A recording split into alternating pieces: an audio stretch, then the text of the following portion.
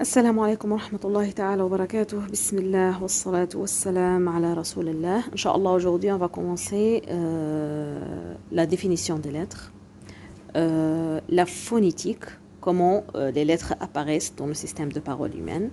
On va voir aussi les lettres arabes, quelles sont. On va voir aussi quelles sont les principales sorties des lettres arabes. Et on va savoir les sorties de les lettres aériennes, al-huruf al-jawfiyya, les lettres de la gorge, al-huruf al-halqiyya, et les lettres al-qaf ou al-kaf. On va commencer, comme j'ai déjà dit, la définition de la lettre, ou bien les lettres. La lettre est un son qui dépend d'une sortie établie, par exemple, ba, ka.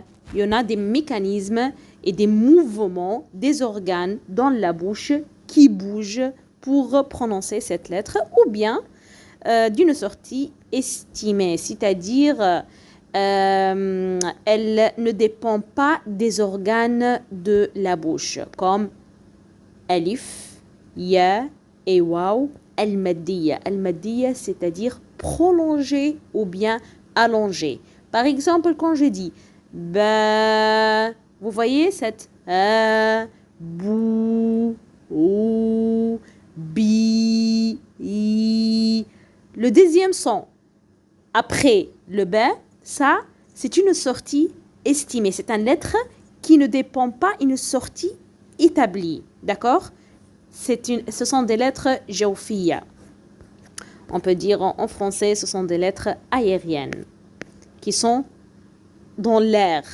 Elle ne touche aucun organe, ni le palais supérieur, ni la langue, ni les lèvres, ni les dents, ni les gorges, ni la langue. Ça, c'est la définition de la lettre. Les lettres arabes, on va les dire maintenant, ce sont 28 lettres. Il y en a qui ont dit 29 lettres. Ça dépend le alif et le hamza. D'accord? Mais je les mélangé ensemble parce qu'après, on va savoir la différence entre le alif et le hamza et les deux ensemble. Alif, ba, ta, tha, jim, ha, kha, dal, dhal, ra, za, sin, shin, sad, ضاد طا ظا عين غين فا قاف كاف لام ميم نون واو ha.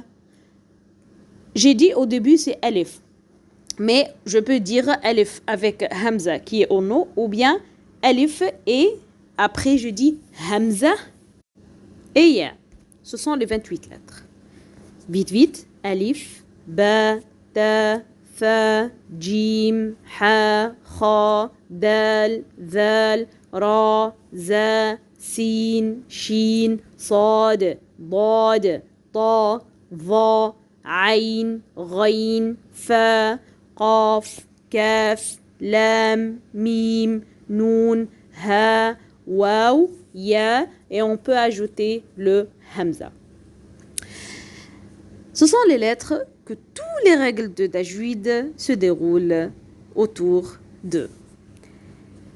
Maintenant, on va savoir la phonétique, comment les lettres apparaissent dans le système parole humaine. On va commencer avec le harf al-sakin. Harf al-sakin, c'est la collision. Qu'est-ce que ça veut dire collision? C'est l'attachement de deux organes ensemble. C'est-à-dire,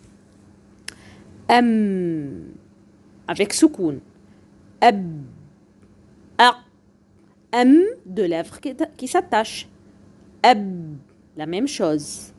A, je sens que la langue avec le palais supérieur, elle s'attache. Ça, c'est pour le harf sakin. Harf sakin, c'est écrit, c'est une lettre avec un soukoun, un petit rond au-dessus. La deuxième, c'est le harf al-mutaharrik. Le harf al-mutaharrik, il vient avec un espacement entre les organes, c'est-à-dire ba, Voilà, les organes, il y en a un espace entre les deux. Da, qa, a, ka, na, la.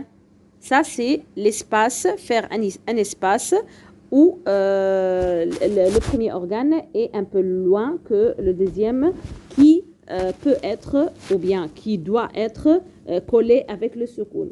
Mais al-mutaharrak, qu'est-ce que ça veut dire?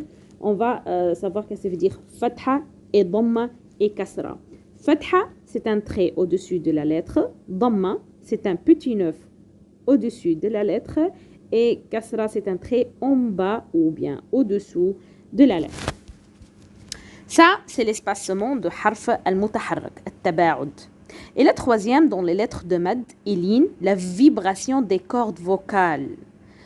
Dans la lettre waw, l'extrémité supérieure de la langue est relevée et les lèvres sont jointes. Huruf al-mad, qu'est-ce que ça veut dire, les lettres de mad? Comme j'ai déjà dit au début, quand je dis ba, bou, ou, bi, les cordes vocales, il y en a une sorte de vibration. D'accord? Je le sens quand le huruf al-jawfiyya ou bien les lettres aériennes sortent.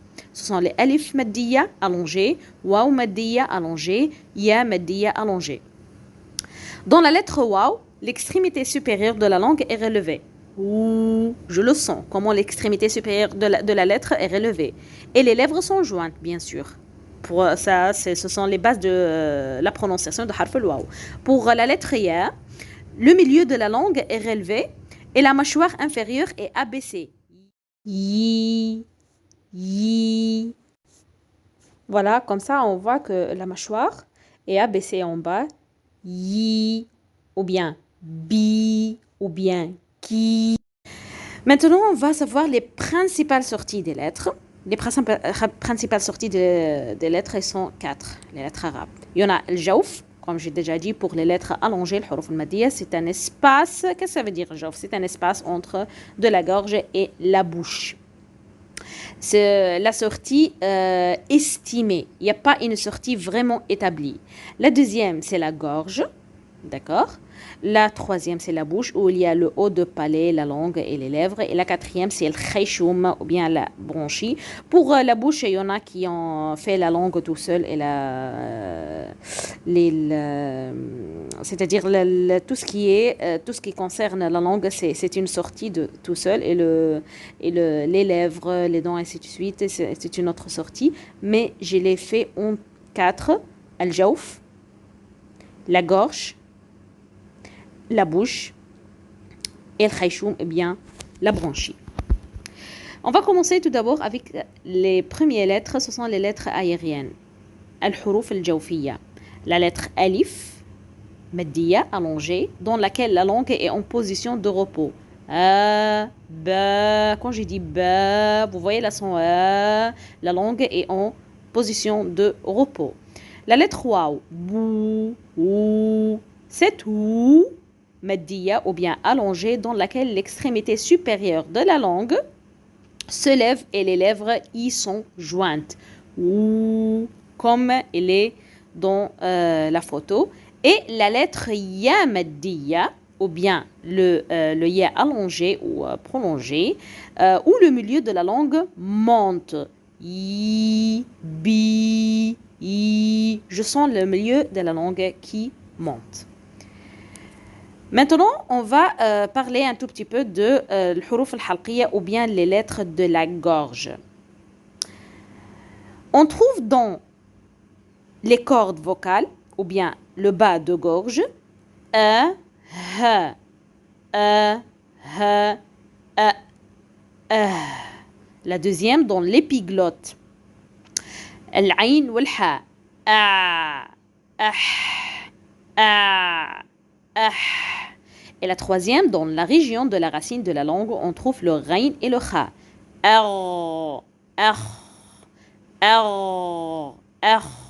Ce sont les lettres en bas de gorge, au milieu de gorge ou haut de la gorge. En arabe, on dit en bas de gorge aqsa al-halq, au milieu de gorge wasat al-halq et haut de la gorge adna al-halq. Et à la fin, on va savoir les sorties de qaf et kaf. La partie postérieure de la langue, aqsa al-halq, au niveau du pharynx, avec ce qui suit de la partie supérieure du palais, forme le point d'articulation aqo, aqo, aqo. Maintenant le kaf. La partie supérieure de la langue légèrement en dessous du point d'articulation du qaf, avec ce qui suit de la partie supérieure du palais, forme le point d'articulation de ek, ek, ek. Le qaf est plus proche de la gorge alors que le kaf est plus proche des lèvres. D'accord? Donc, la différence entre aqo, ek, aqo, c'est derrière et ek, c'est un petit peu en avant. Notre leçon d'aujourd'hui est finie. J'espère que c'est une leçon un peu simple. Je sais que les sorties sont un peu difficiles pour l'apprendre, mais petit à petit, quand vous répétez ça plusieurs fois et essayez de le pratiquer avec un miroir, ça aide toujours à savoir quels sont les organes qui sont responsables à prononcer ces lettres. جزاكم الله خيرا ونفع الله بكم سبحانك اللهم وبحمدك أشهد أن لا إله إلا أنت أستغفرك وأتوب إليك السلام عليكم ورحمة الله تعالى